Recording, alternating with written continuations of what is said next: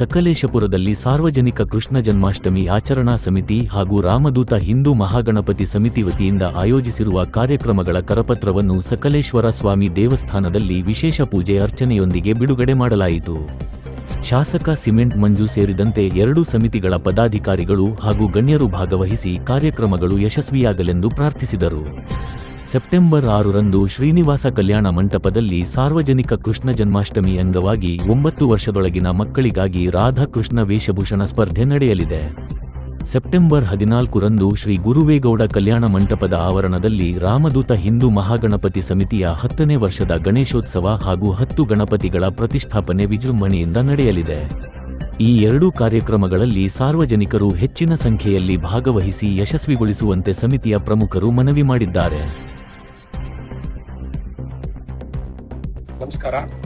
ರಾಮದೂತ ಹಿಂದೂ ಮಹಾಗಣಪತಿ ಸಮಿತಿ ವತಿಯಿಂದ ಪ್ರತಿ ವರ್ಷದಂತೆ ಈ ವರ್ಷವೂ ಕೂಡ 14ನೇ ತಾರೀಕು ಸೆಪ್ಟೆಂಬರ್ ತಿಂಗಳ ಶುಭ ಮುಹೂರ್ತದಲ್ಲಿ ಹಿಂದೂ ಮಹಾಗಣಪತಿಯ ಪ್ರತಿಷ್ಠಾಪನೆಯನ್ನ ಮಾಡ್ತಾರೆ. ವರ್ಷವೂ ಕೂಡ ಅತ್ಯಂತ ವಿಜೃಂಭಣೆಯಿಂದ ಅತ್ಯಂತ ಯಶಸ್ವಿಯಾಗಿ ಈ ಕಾರ್ಯಕ್ರಮವನ್ನ ಮಾಡ್ಕೊಂಡ್ ಬರ್ತಿರ್ತಕ್ಕಂಥದ್ದು ಇಡೀ ಸಕಲೇಶಪುರ ಜನತೆಗೆ ಗೊತ್ತಿರ್ತಕ್ಕಂಥ ವಿಚಾರ. ಈ ವರ್ಷವೂ ಕೂಡ ಅತ್ಯಂತ ಯಶಸ್ವಿಯಾಗಿ ಅತ್ಯಂತ ವಿಜೃಂಭಣೆಯಿಂದ ಹಿಂದೂ ಮಹಾಗಣಪತಿ ಸಮಿತಿ ವತಿಯಿಂದ ಈ ಕಾರ್ಯಕ್ರಮವನ್ನ ಮಾಡ್ತಾ ಇದ್ದಾರೆ.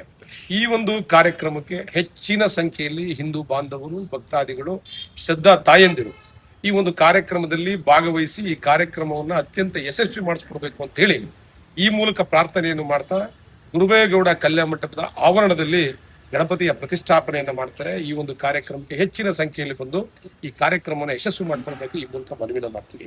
ಅದೇ ರೀತಿಯಲ್ಲಿ ಹಿಂದೂ ರಕ್ಷಣಾ ಸಮಿತಿ ವತಿಯಿಂದ ಪ್ರತಿ ವರ್ಷವೂ ಕೂಡ ಕೃಷ್ಣ ಜನ್ಮಾಷ್ಟಮಿಯ ಪ್ರಯುಕ್ತ ರಾಧಾಕೃಷ್ಣ ವೇಷಧಾರಿಗಳ ಸ್ಪರ್ಧೆ ನಡೆಯುತ್ತೆ.